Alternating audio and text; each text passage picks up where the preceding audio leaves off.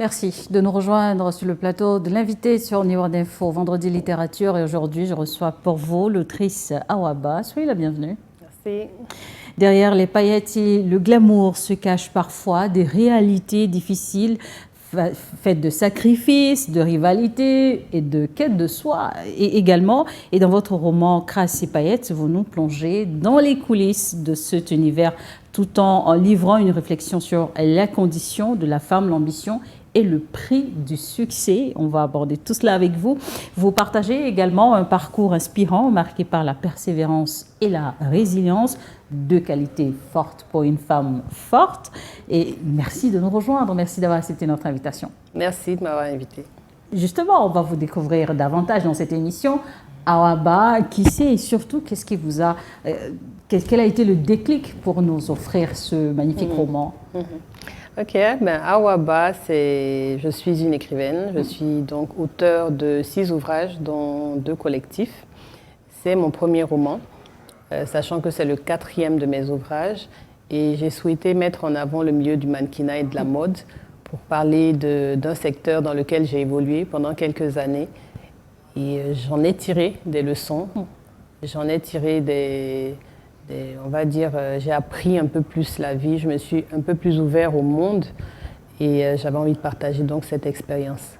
Vous avez été mannequin entre 1998 et 2007, vous avez défilé sur les plus grands thés africains. Lesquels vous ont le plus marqué?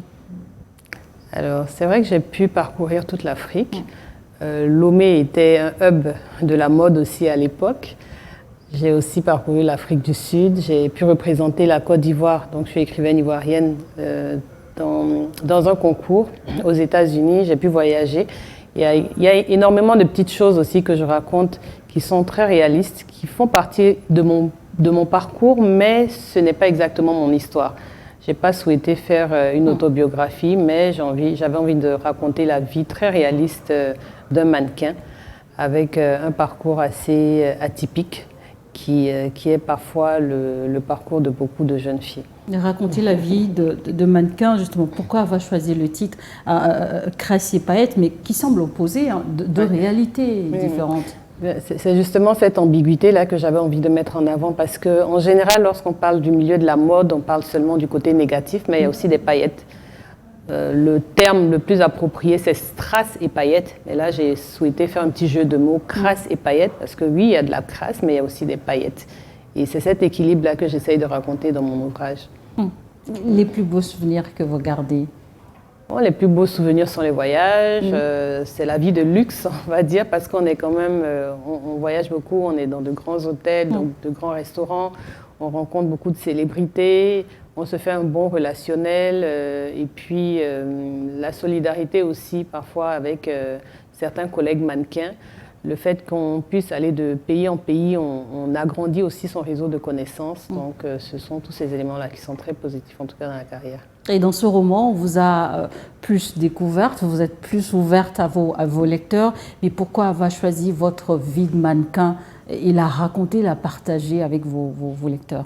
Ok, bon, encore une fois, c'est pas ma vie, hein.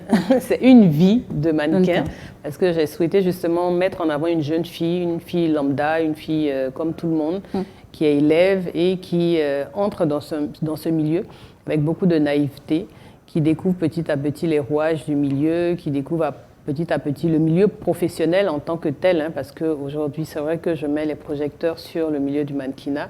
Mais de façon générale, je parle de tous les milieux professionnels où une jeune fille, une femme belle, entre avec tous les préjugés, avec tout on va dire, elle devient un peu une proie pour les autres, parce que malheureusement, quand tu es belle et que tu es jeune, tu as toujours des personnes autour qui ont de mauvaises intentions.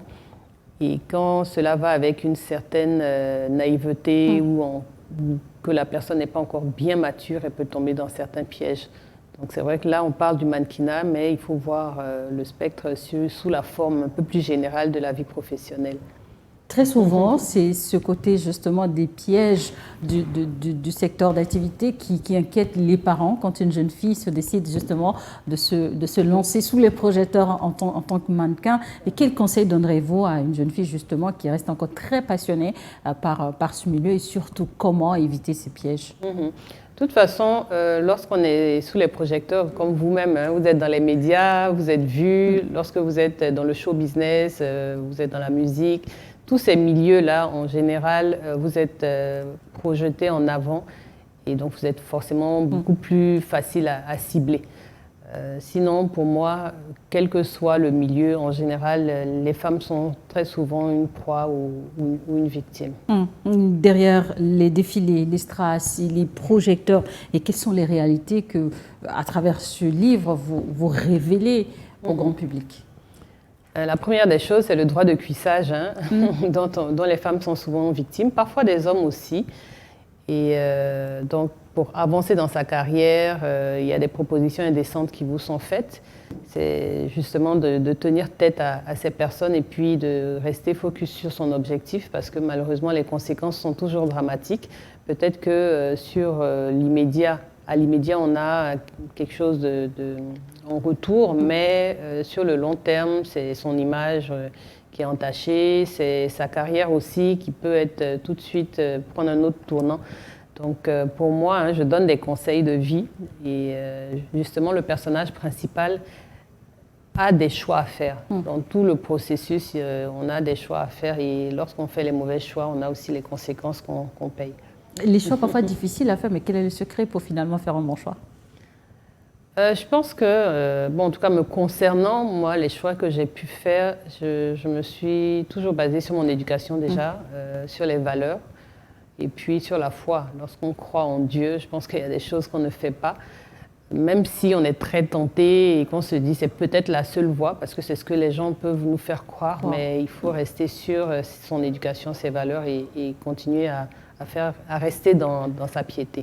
Depuis le début des années 2000 à ce jour, quel regard portez-vous sur l'évolution du secteur justement de la mode et du mannequinat? Alors peut-être que je vais revenir sur un épisode où on avait une association des mannequins parce que justement on souhaitait que le milieu évolue un peu mieux, que les droits des mannequins soient mieux défendus. Malheureusement, c'est un métier où on est solitaire parce que chacun veut briller un peu plus que l'autre. C'est un milieu de concurrence. Il y a un véritable challenge. C'est un challenge. Donc avoir une association, ça voudrait dire donner les mêmes chances à tous les mannequins et donc cette association-là n'a pas beaucoup marché. Et aujourd'hui, je pense que ce sont un peu les mêmes difficultés que vivent les mannequins. De plus en plus, on voit également des mannequins rondes émerger. Pour vous, c'est une grande avancée? Alors, ça, c'est une discussion qui a lieu depuis des années. Mannequins africains, mannequins européens, critères. Pour moi, tout dépend de la tenue. Parce qu'il y a des tenues pour lesquelles il faudrait avoir une silhouette très fine pour que le vêtement soit bien représenté. De la même façon, dans d'autres tenues avec des rondeurs sont plus justes, plus belles, etc.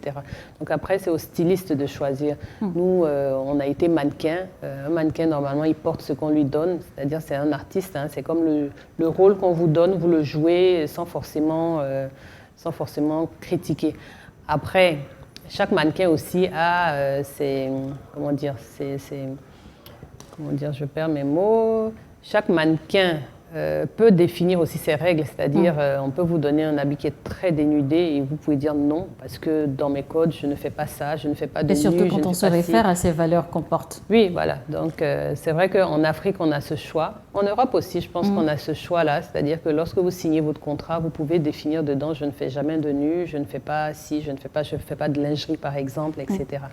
Comme d'autres qui acceptent. Et les personnages féminins du livre sont confrontés à de nombreux défis. Est-ce que ces défis-là sont inspirés de personnes réelles ou peut-être de votre propre expérience dans le domaine?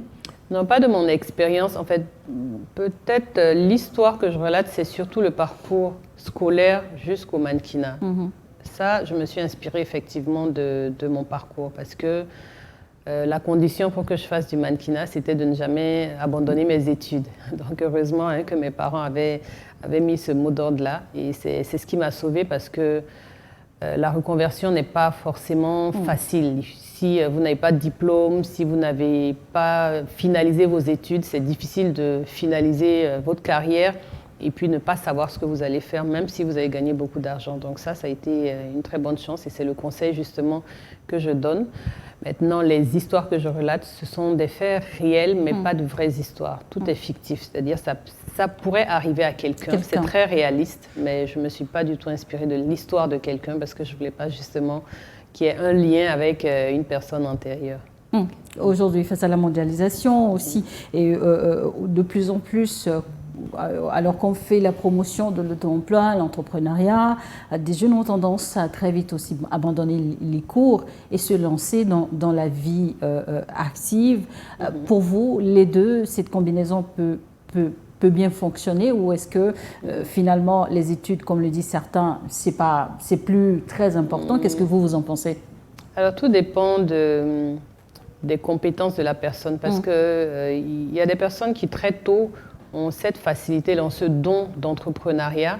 Il y en a qui vendent des petites choses à l'école, qui commencent à compter de l'argent, faire leur comptabilité, qui sont assez organisés, qui grandissent avec ça. Ces personnes-là peut-être sont plus à même de se lancer dans l'entrepreneuriat, mais l'éducation reste la base. Il faut un minimum. Si vous n'avez pas appris les mathématiques, c'est pas très évident. Si vous n'avez pas appris la gestion, voilà, il y a quand même une base à avoir, une base minimale.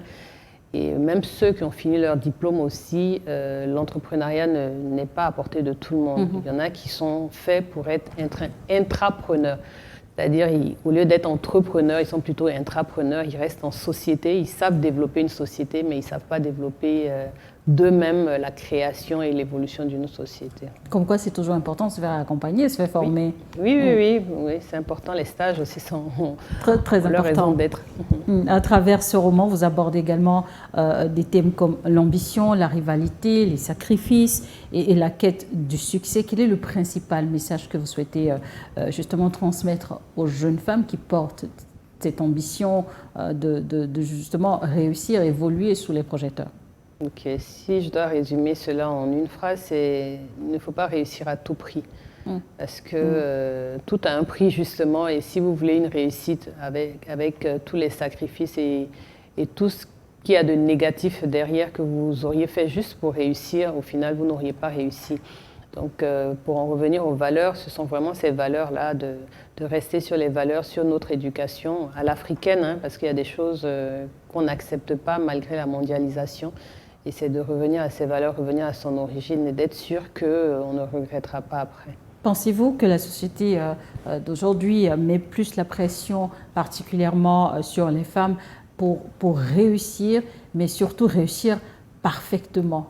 Oui, je pense que la société met beaucoup de pression aux femmes, sachant que la réussite n'est même pas définie de la même façon que pour les hommes, parce que pour une femme, en général, la réussite, c'est avoir un mari, c'est avoir des enfants, peut-être avoir un travail, mais pas forcément à un haut poste.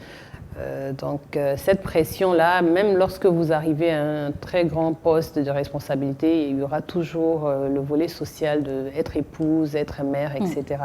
Donc pour moi, cette pression-là, justement, il fallait que je l'explique un peu dans cet ouvrage, en se disant que oui, ce sont des choix qu'on fait, mais à la fin, il faut juste être heureux et épanoui. Mais on va dire que vous avez réussi, vous avez même réussi à figurer parmi les top 5 de Face of Africa en Afrique au début des années 2000. Mais quand on a aussi brillamment réussi et qu'on a eu une belle carrière de mannequin, est-ce que c'est facile de décrocher? Ok, alors, belle carrière, je vais limiter en fait belle carrière parce que je ne vivais pas vraiment de mon art. J'ai beaucoup voyagé, j'ai rencontré beaucoup de personnes. C'était plus une passion, vraiment. De la même façon dont l'écriture est une passion et ne nourrit pas forcément son homme. Mais l'envie de transmettre aussi. C'est l'envie de transmettre et puis j'aime écrire. Donc, pour moi, je ne compte pas forcément sur l'argent, je compte sur est-ce que j'aime ce que je fais, est-ce que je transmets des choses qui me touchent et comment est-ce que je touche les gens. Donc pour moi, c'est ça la base. Donc quel que soit le métier qu'on fait. Maintenant, je ne fais pas que de l'écriture, je ne faisais pas que du mannequinat à l'époque. Je fais beaucoup d'activités à côté qui me permettent aussi d'être assez à l'aise financièrement. Et bon, j'encourage en tout cas tout le monde à le faire. Le livre montre aussi que le succès peut parfois avoir un coût, vous en avez parlé, mais justement, pourquoi pour certains c'est difficile justement d'avoir leur repère dans un univers où il y a beaucoup de concurrence, beaucoup de challenges? Je pense que l'histoire que je raconte justement montre à quel point on peut basculer rapidement de l'autre côté. C'est-à-dire on peut être, on va dire entre guillemets, gentil, bien éduqué, mais face aux situations de la vie, aux pressions, on peut rapidement décider d'aller dans le mauvais côté. Et ça, je ne sais pas comment s'accrocher, mais pour moi c'est la foi, hein, parce que la foi c'est un dogme. Donc il faut juste se dire que ça va aller et je reste ferme sur ma décision de rester sur la droite voie et puis s'en tenir. Mais justement pour vous, quelles sont les limites à ne jamais franchir pour réussir sa vie professionnelle? Céder au chantage déjà, il ne faut pas céder au chantage. Céder aux propositions indécentes, parce que justement si on dit indécent, c'est qu'il y a forcément le revers de la médaille. Ne pas tricher, essayer d'être le plus juste possible et puis travailler. Travailler parce qu'au final, c'est le travail qui donne l'expérience, qui donne aussi la confiance et puis la légitimité d'être là où on est. En tant que femme, quels ont été les obstacles auxquels vous avez été confrontée dans vos différentes activités? Parce que vous avez finalement plusieurs cordes à votre arc. Alors les difficultés... il y a eu beaucoup de difficultés diverses. Maintenant, est-ce que c'est dans le milieu du mannequinat Oui, mais on reste justement dans cette thématique-là qu'aborde votre roman, Strass et Paillettes. Alors, comme je faisais en même temps mes études et que je voyageais beaucoup, je m'absentais beaucoup, je devais chaque fois demander des permissions pour pouvoir voyager, etc. Lorsqu'il y avait des examens, il fallait que je fasse mes rattrapages. Ça n'a pas été forcément facile dans cette période. Et puis, peut-être la grande difficulté, c'est qu'à plusieurs reprises, mon nom avait été enlevé de certaines listes. Bon, ça sont les magouilles du milieu, hein, soit par les organisateurs, soit par des personnes qui voulaient me faire du chantage, etc. Mais j'ai réussi quand même à retomber sur mes pieds parce que quand vous travaillez bien, que vous avez le physique qui plaît pour certaines tenues, systématiquement on vous rappelle. Donc, en tout cas, ça m'a permis de déjouer certains pièges que j'ai découverts après. Et je pense que dans tous les cas, ça s'est bien passé. Ça a été une belle expérience. Je n'ai pas eu énormément de problèmes. Il arrive, comme pour le personnage du roman, des moments de doute, de déception, parce qu'on a une autre vision et la réalité parfois est tout autre. Et quand on fait face à de telles situations, comment est-ce qu'on s'en sort? Je pense que c'est surtout la méchanceté. Hein. Parfois, les coups de poignard dans le dos de personnes auxquelles on ne s'attend pas, la trahison, la méchanceté, ce sont des choses qui blessent, mais qui vous font grandir aussi. Parce que vous vous dites, OK, je ne vais pas rendre le coup, je vais avancer, mais je sais au moins qui est en face de moi maintenant, au lieu de penser naïvement que cette personne était avec moi. Et comme je le dis, le milieu professionnel aussi, ne vous épargne pas aussi de ce genre de situation. On a parlé de vos valeurs qui vous ont permis justement de mieux faire les choix et le distinguo durant votre carrière de mannequin, vous. Mais quelles sont les autres qualités dans la vie générale en tant que femme active et professionnelle, les qualités qui vous permettent de vous imposer, de poursuivre vos rêves malgré les défis? D'abord, la persévérance. Il faut être assez résilient pour continuer malgré les échecs, parce qu'il y en a des échecs.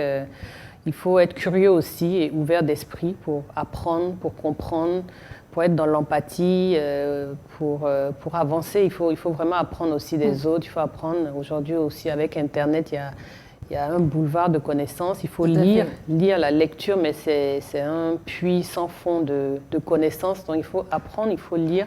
Il faut aussi communiquer, il faut savoir partager avec les gens et en retour acquérir du savoir de ces personnes-là. Donc pour moi, c'est ça. Justement, parlons de lecture. À qui s'adresse ce roman et à quoi est-ce qu'ils doivent s'attendre justement en parcourant les feuilles du roman? D'accord. Le cœur de cible, ce sont les jeunes filles. Les jeunes filles belles. Vous avez ciblé une tranche d'âge donnée, non? Non, bon, je dirais peut-être après l'adolescence. C'est ça. Après l'adolescence quand même. On commence à ce moment à réfléchir sur ses choix. Oui, et ceux qui sont en début de carrière professionnelle, que ce soit des hommes, que ce soit des femmes. Et qu'est-ce qu'ils doivent y découvrir? Ils découvrent un parcours professionnel avec tous les coups bas qui pourraient y arriver. Ils découvrent des chemins où on prend des décisions, bonnes ou mauvaises, avec les conséquences derrière. Et puis, ils découvrent la vie, hein, parce qu'en face, on a parfois des personnes qu'on trouve mauvaises, injustes, mais au final, ce sont des personnes aussi qui sont des victimes ou qui sont parfois manipulées et pour lesquelles il faut avoir une certaine empathie pour pouvoir les contourner et non pour chercher à se venger. Et la vie pour les jeunes filles d'aujourd'hui, pensez-vous qu'elle est plus difficile qu'à l'époque, il y a 10, 20 ans? Il y a aujourd'hui l'Internet, il y a plein de choses, beaucoup d'innovations, beaucoup de nouveautés, mais parfois on a l'impression que la jeune fille se perd aussi. Alors je dirais que pour l'accès à la connaissance, il y a beaucoup de facilité pour les jeunes filles ou pour les jeunes de toute façon, parce qu'avec justement l'Internet, on peut être au Togo et aller en Côte d'Ivoire, on peut voyager à travers le monde, on peut apprendre énormément avec l'Internet, mais il faut que l'utilisation soit bonne. Maintenant, là où elles se perdent, c'est surtout en termes d'éducation, parce que l'Internet aussi éduque et peut éduquer mal, surtout les réseaux sociaux où on n'a pas vraiment de restrictions et on peut passer son temps à s'amuser, à se distraire et pas à construire justement ses connaissances. Donc il y a du positif et du négatif. Et écrivaine, scénariste, vous êtes également directrice de communication dans le groupe de services financiers. Vous êtes vraiment passionnée aussi de mode, de mannequinat. Le choix de carrière est souvent difficile pour les jeunes filles, surtout quand on sort de l'adolescence. Mais quelle peut être la boussole? Comment mieux s'orienter et faire le bon choix si on va se référer à votre propre expérience? Ok, alors à l'époque du livre, c'est vrai que j'occupais cette fonction. Aujourd'hui, je suis plutôt directrice du développement commercial d'un groupe panafricain de services financiers. Le choix de ma carrière s'est orienté surtout par tout ce qui est création, innovation, parce que j'aime créer, d'où le livre et d'où tout ce que j'ai eu à faire jusqu'à présent. C'est une base, c'est vraiment un socle. Créer, être acteur de changement, être créatrice aussi de valeurs et partager ces valeurs. Donc, pour moi, le choix doit venir de son cœur. Qu'est-ce qu'on aime faire? Qu'est-ce qu'on aime faire et qu'est-ce qui est rentable aussi, hein, parce qu'il y a des choses qu'on aime faire mais qui ne sont pas forcément rentables. C'est de pouvoir avoir cet équilibre-là, en tout cas. Après les paillettes, il y a une nouvelle vie. Vous avez réussi à très vite vous reconvertir. Est-ce que c'était dans un plan précis ou est-ce que les opportunités vous ont amené vers cette nouvelle direction? Et c'est vrai que j'ai eu beaucoup de chance quand même, parce que dès que j'ai fini mes études, j'ai trouvé du travail, j'ai continué. Bon, j'ai fait quand même des stages à répétition. Hein. Quand je dis trouver du travail, j'ai d'abord fait des stages, ensuite, mais j'ai rapidement intégré le milieu du travail. Donc ça n'a pas été compliqué pour moi, vraiment. Et vous êtes justement en visite au Togo dans le cadre d'une mission professionnelle, mais le roman a aussi très bien été accueilli, tout comme vous, Intertogolais. Racontez-nous un peu cette expérience. Oui, j'ai été très bien accueillie d'abord par Menteur ambulant, que vous connaissez sûrement, qui m'a vraiment accueilli à bras ouverts. Le meilleur des slameurs. Ah, vraiment, le meilleur des slameurs, et qui m'a été recommandé aussi par le meilleur des slameurs en Côte d'Ivoire, qui s'appelle Placide Conan. C'est le top des tops, c'est le président aussi de l'école des poètes de Côte d'Ivoire. Et grâce à lui, j'ai connu aussi d'autres écrivains, Kodio Agbalé, Kodio Agbalé, voilà. Et puis j'ai rencontré le directeur des éditions Aoudi. Et lui, vraiment, c'est que j'ai eu le plaisir d'accueillir, de recevoir également sur ce plateau. C'est lui qui a tout organisé dans mon séjour et qui a organisé justement ces passages à la télé. J'ai même une dédicace tout à l'heure. Vraiment, je suis prise en charge complètement. Je suis très heureuse de cette chaleur, cet accueil togolais. Et je ne m'y attendais pas parce que je venais pour ma mission, je venais rencontrer 2-3 personnes, les saluer. Exactement. Et j'ai eu aussi la chance de rencontrer la présidente de l'Association des écrivains du Togo, la sénatrice Madame Anaté. Et qui sera tout à l'heure d'ailleurs à ma dédicace. Donc, tu l'as dit, la notoriété, oui, la célébrité, oui, mais il faut également cette chose essentielle qui est la réputation, le réseau et la connexion. Tout à fait, tout à fait. C'est vrai que j'ai de la chance de voyager, donc de me connecter justement aux autres écrivains. Et puis, j'espère les accueillir aussi en Côte d'Ivoire bientôt. Voilà, et moi j'attends de vous une bonne nouvelle, même après votre départ. Le roman restera disponible à Lomé pour les futurs lecteurs. Oui, je vais voir avec le DG des éditions Aoudi, justement, oui, pour voir comment est-ce qu'on pourrait le distribuer. Très bien, ça c'est une très bonne nouvelle. Et quels sont vos projets futurs, peut-être dans ce domaine de l'écriture? Alors j'aimerais surtout qu'il y ait un peu plus de coopération entre les pays, surtout de l'Afrique de l'Ouest, qu'on puisse développer des partenariats, qu'on puisse avoir des activités ensemble, qu'il y ait des échanges aussi, que certains pays viennent en Côte d'Ivoire pour qu'on ait des résidences d'écriture, qu'on puisse travailler sur des thématiques qui nous touchent. Ça, c'est un appel que vous lancez, oui, c'est un appel et je pense que ça ne va pas tomber dans les oreilles de sourds parce que ceux que j'ai rencontrés sont très ouverts à l'idée. Donc, c'est de mettre ça en œuvre, de voir comment est-ce qu'on peut trouver des partenariats aussi pour financer ça, parce que bon, d'un pays à un autre, ça peut coûter cher. Mais je pense que l'envie est là et les écrivains, en tout cas, sont très ouverts à cette idée. Il y a un vent nouveau, justement, qui souffle en Afrique de l'Ouest. De plus en plus, les États vont vers la souveraineté. Comment est-ce que vous pensez, en tant qu'écrivain, ce secteur-là, vous pouvez justement également vous mettre à contribution pour mieux porter la voix de l'Afrique à l'international? Alors déjà, il faut optimiser la qualité de nos écrits parce qu'aujourd'hui, il y a beaucoup d'écrivains. Bon, tout le monde écrit. En tout cas, on trouve que de plus en plus, il y a d'écrivains et de moins en moins, il y a de lecteurs. Donc, c'est de voir comment est-ce qu'on peut internationaliser notre littérature et être sûr que cette littérature touche aussi le public international. Parce qu'on a une façon d'écrire, on a nos thématiques, on a nos personnages qui sont très locaux. Comment les rendre un peu plus internationaux pour que l'international aussi s'intéresse à nos écrits. De plus en plus, ça se fait. Il y a énormément d'auteurs aussi qui sont primés à l'extérieur, mais c'est de voir déjà cette qualité-là pour qu'à un moment donné, sur l'échiquier international, on puisse être vraiment très bien positionné. Gracié Payette, si vous devriez résumer ce roman en une seule phrase, quelle phrase serait-elle? Travail et résilience. Travail et résilience. On va dire 3 mots. Travail et résilience, ce n'est pas une phrase, mais 3 mots. 3 mots. Donc, merci beaucoup d'être passé dans cette émission. C'était un réel plaisir de présenter donc, le roman à nos téléspectateurs que nous espérons justement seront vos futurs lecteurs ici au Togo. Peut-être avant de conclure, un mot de la fin.